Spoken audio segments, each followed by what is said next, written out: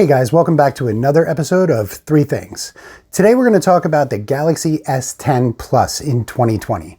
The reason I picked this particular phone is because there's a lot of talk out there about the iPhone SE right now, and that comes in at about $399, and if you spec it with the same amount of internal storage as our Galaxy S10 Plus here, it'd be about $449. You can pick up one of these refurbished for about $449 in most places that you shop, so I thought it would be a good comparison. Let's see what last year's flagship can do against this year's budget device from Apple.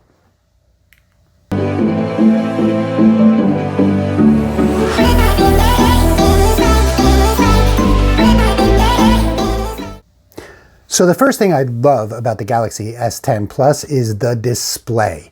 This is still one of the most vibrant, beautiful OLED displays on the market. It's got very minimal bezels. It looks sharp and clear, and you can see it in pretty much any kind of light, even direct sunlight. There's no doubt about it. Samsung makes some of the best displays on the market, and this has held up extremely well. I'll put it up against any flagship display we have today. Aside from the fact that it's only got a 60 hertz display, it doesn't stop the phone from having one of the best experiences for content consumption and for reading, for doing pretty much anything. You're not going to be disappointed by this display in any way, shape, or form. It's still holding up great today. I'd put it up against most of the other phones that are out there. Not to mention that it's also a heck of a lot bigger than the Apple display, and the Apple display is only 720p, whereas this is a QHD panel. I mean, advantage right there goes to the S10 Plus for sure. I don't think anyone out there would be disappointed with this display. The second thing I got to say I love about this phone, and honestly, the Apple iPhone is going to compete very well in this particular situation because it does have one of the fastest processors on the planet, so I'm sure it's not a slow phone. But this phone is still extremely snappy. I don't have any issues with any stuttering or anything. I know the old Samsungs, as soon as they came out with a new Samsung, the old ones started to lag and all that kind of stuff. That's been gone for a while, I'd say probably since the S7. So you're not going to have any issues there. You're not going to have any issues with speed for gaming, for any of your normal, average, everyday tasks. I mean, this phone flies. I don't have any problems with it. It still holds up pretty well against even the newer phones with the Snapdragon 865. The only difference I really feel between this and my S20 is the 120 hertz refresh rate on the S20 makes the phone feel a little bit snappier than this phone does. But for the average person or anyone out there considering getting this phone instead of a current budget phone, I'd say you can't go wrong with this particular device. It's awesome. The third thing I love about this device, it's got a headphone jack. Most phones nowadays do not have a headphone jack. Now, I know that's a small thing, but there are still a lot of people out there who have plenty of sets of headphones that they like, that they won't need to use an adapter. They won't need to use anything. All they got to do is plug it right into the headphone jack. And I know that makes a lot of people happy. And honestly, it's the last Samsung to have a headphone jack. So small thing, yeah, but it's a pretty awesome thing, especially if you're in the market for a new budget phone, which may not have a headphone jack. This might be one more reason for you to get this over that device. Okay, so now we get into the three things that I don't like so much about this device. Now, the first thing that I want to talk about is updates. Samsung is notoriously not great with updates. Now, they've been better lately.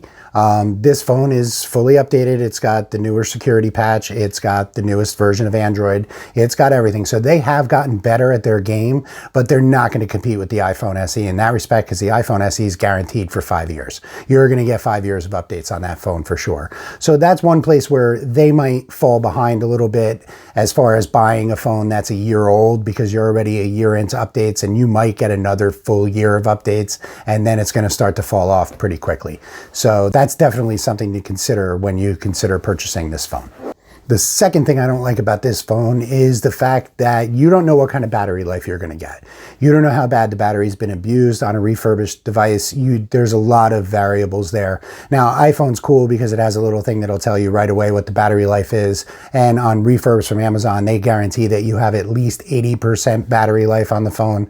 But like I said, you don't know where it came from, who originally used it, how bad they abused it, or any of that kind of stuff. So I would say that is one of the downfalls of buying an older phone versus buying a brand new device. That brings me to my third thing I don't really like about this particular device and whether I would purchase it in 2020, and that would be the resale value. The resale value on a Samsung device at this point in time usually stays pretty level for a while. There's that big initial drop after the device is released a couple months later, and then they kind of level off. I mean, this device has been around the same price for a while now. A year from now, it's definitely going to be a lot less. So that's also something to consider if you're considering buying the iPhone SE. That's going to hold its value a little bit better than this device will over that course of time. And some of the newer budget phones, obviously, any budget phone is going to drop most of the time if it doesn't have an Apple on it. They're going to drop most of the time fairly quickly and then level off as opposed to an Apple device. An Apple device goes down very, very slowly. So that's something else to consider when you're buying a refurbished phone. If you're planning on only keeping it for a year or anything like that, is how much of your money are you going to get back when you sell that device later. Well, that about wraps it up for this one. I hope you guys enjoyed it. I want to know what you think, so please put your comments down below and let me know what you think. Would you buy a budget device, brand new, or would you rather have an older, refurbished flagship phone from last year? And please hit that like button and hit that subscribe button if you enjoyed this video. Helps me out a lot. I'll see you guys on the next one. Thanks for watching.